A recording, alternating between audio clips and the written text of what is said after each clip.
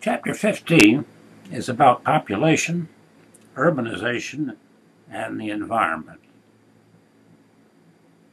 Population has to do with the study of that part of the chapter is covered by what folks call demography. Demography means the study of population growth and development. Urbanization simply means the making of cities, how cities are born and how they grow. And then the final part of the chapter has to do with the impact of population and the growth of cities on the environment and what happens to the environment.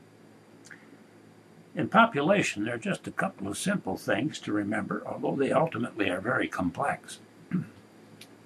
The simple things are that birth rate, if birth rate exceeds the death rate, that is, there are more babies being born than people die, then you're going to have more people. That's the simple part of demography. The more difficult part is how much can the earth sustain in the way of a population? Back in the 18th and the 19th century, a man named Thomas Malthus, an Englishman, he was an economist, but also a clergyman, as many people, educated people were in those days, combining a couple of vocations. Thomas Malthus devised a theory, it's well known, called Malthusian theory. He said that people have babies at a geometric rate. What's that mean? It means that 2 people can beget 4, and 4 people, if they beget 2, they beget 8, and 8, if they beget 2, that means 16. And that's what's called a geometric progression. It goes up very rapidly. On the other hand, he said food supply, in terms of production of food, that goes up very slowly in terms of progress. He says it's only arithmetic progression. That is 2 plus 1 is 3, plus 1 is 4, plus 5. Not the same as geometric progression, 2, 4, 8, 16, 32, 64, 128. It is different than that. So Malthus concluded, very reasonably, that population is going to get so heavy on Earth that people are going to have to stand on each other's shoulders in order to see the sky. The Earth would become packed with people. Well, Malthus was wrong. He was right and he was wrong. Here's how he was wrong.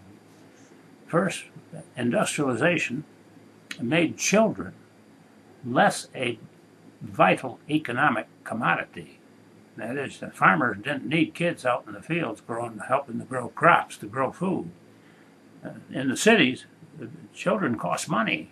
Remember, education costs money, health costs money. So they have fewer babies. So the birth rate went down. Then something else happened. People with an increased food supply and better sanitation ultimately began to live longer.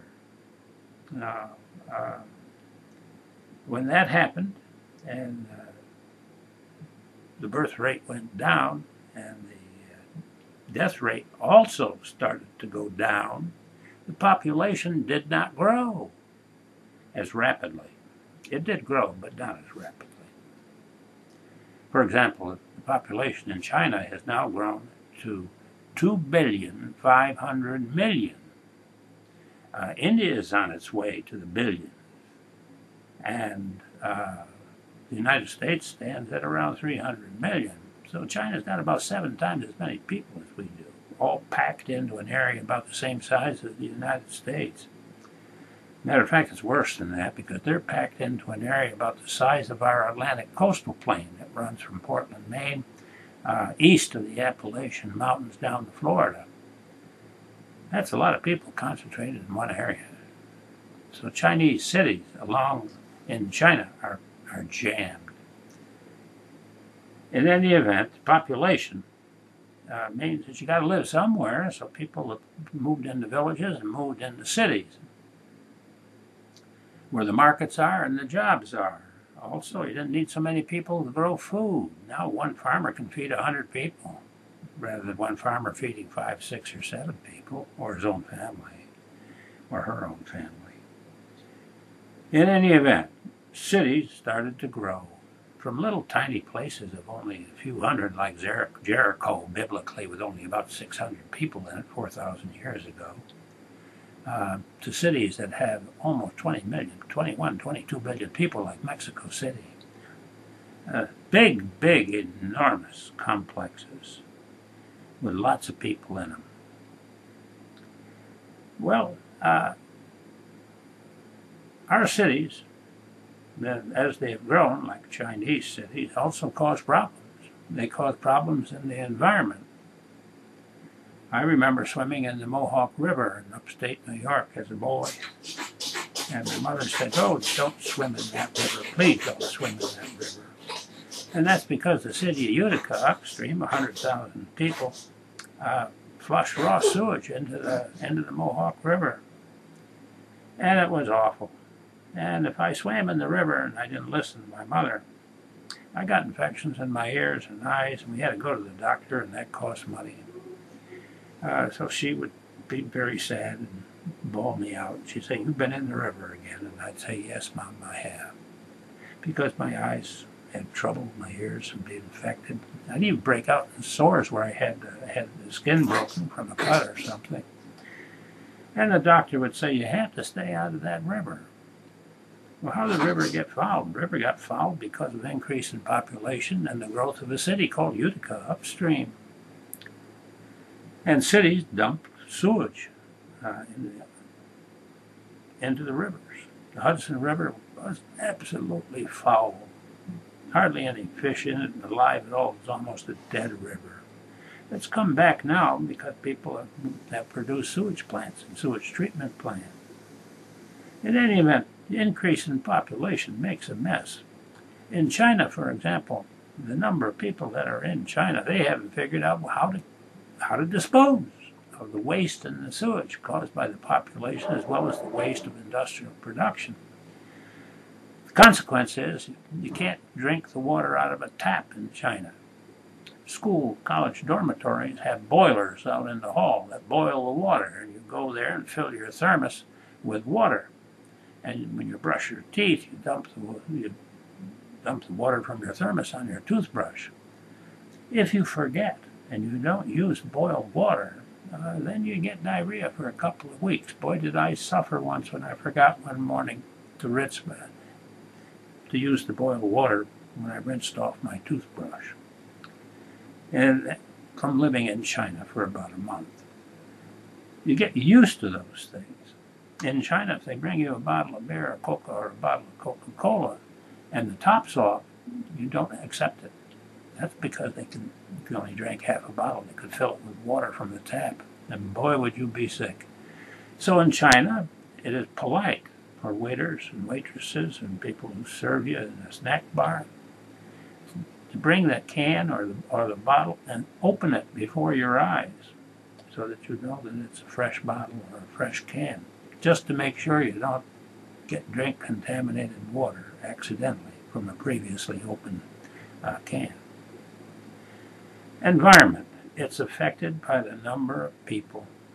In China, for example, when the wind blows ferociously in the capital city of Beijing,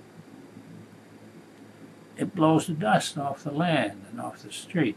So people wear on the street surgical masks for a very good reason. It's because Beijing grows 1/4 of its food. It feeds its population of millions. Feeds them from garden plots, gardens in the city limits. That's a lot of food. And how do they grow the food? Well, they take the raw sewage and put it on the garden plots and ship it off to the countryside to put it on the fields.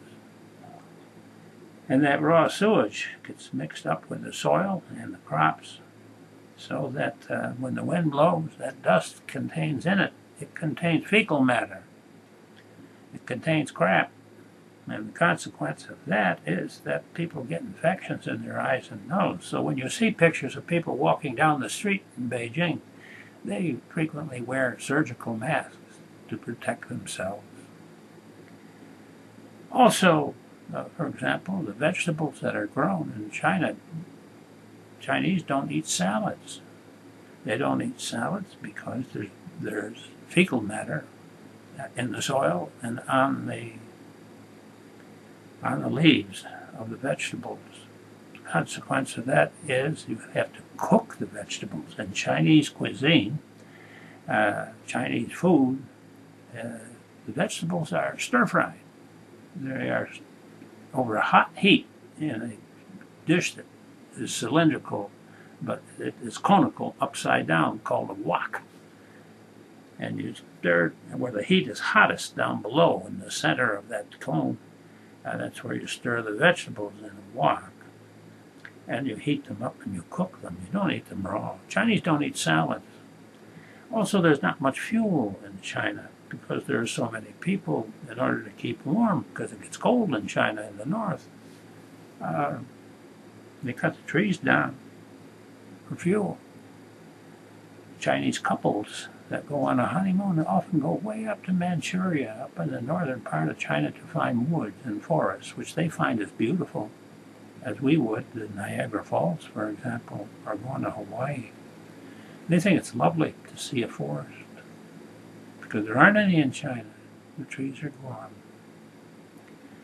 So that's why woks are used for stir frying, because they concentrate the heat down below and you stir it down at the bottom of the cone, and you don't have to burn much wood or use much gas. So the impact of 2,500,000,000 people concentrated in a tiny area in China, mostly along the coast, that's a significant factor in terms of impact on the environment. And the Chinese are about where we were in the 19th century, trying to figure out how on earth they're going to clean up the country so you can drink some water, and so that you could have vegetables without fear. Well, they're working on it, and maybe they will solve it. Malthus was right. He was wrong, and he was right. He was right to this extent, that he alerted people to the problem of overpopulation.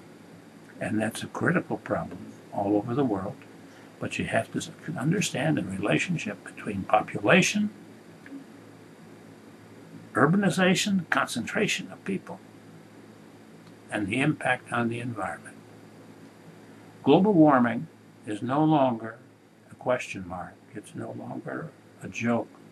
It is serious business.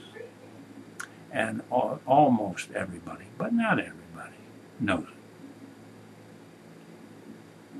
I hope you enjoyed that chapter. I look forward to discussing that chapter with you. I would enjoy a good conversation.